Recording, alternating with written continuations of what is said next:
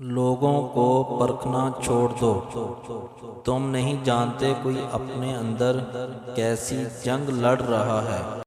کبھی بھی شادی کے کھانے کی برائی نہ کرو۔ بیٹی کے باپ کی پوری عمر لگی ہوتی ہے صرف اس ایک وقت کے کھانے کے لیے۔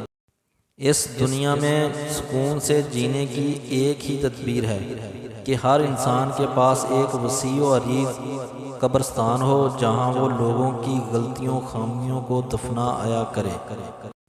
ایک دن تم پیچھے مڑ کر دیکھو گے جن چیزوں کے لیے تم فکر مند تھے وہ تو بہت چھوٹی تھیں اور تم بڑا سمجھتے رہے۔ اللہ دکھ بھری داستان کو بڑے دھیان سے سنتا ہے، کچھ غم مٹا بھی دیتا ہے، کچھ الجھے سلجھا بھی دیتا ہے، لیکن سارے ہی غم سلجھ جائیں تو آدمی اور اس میں بات چیت بند ہو جاتی ہے۔ مکافات عمل کا سلسلہ بہت وسیع ہے، یہ نسل در نسل چلتا ہے، اس کا ذمہ اللہ تعالیٰ نے خود لیا ہے، اور اس میں کسی کا آپ کے ساتھ کیے گئے ظلم و ستم کا نتیجہ ہوتا ہے، اور وقت نہیں لگتا بازی پلٹنے میں، بے شک اللہ بہترین انصاف کرنے والا ہے۔ اکثر اوقات سچ کڑوا نہیں ہوتا، بس سچ بولنے کا انداز کڑوا ہوتا ہے۔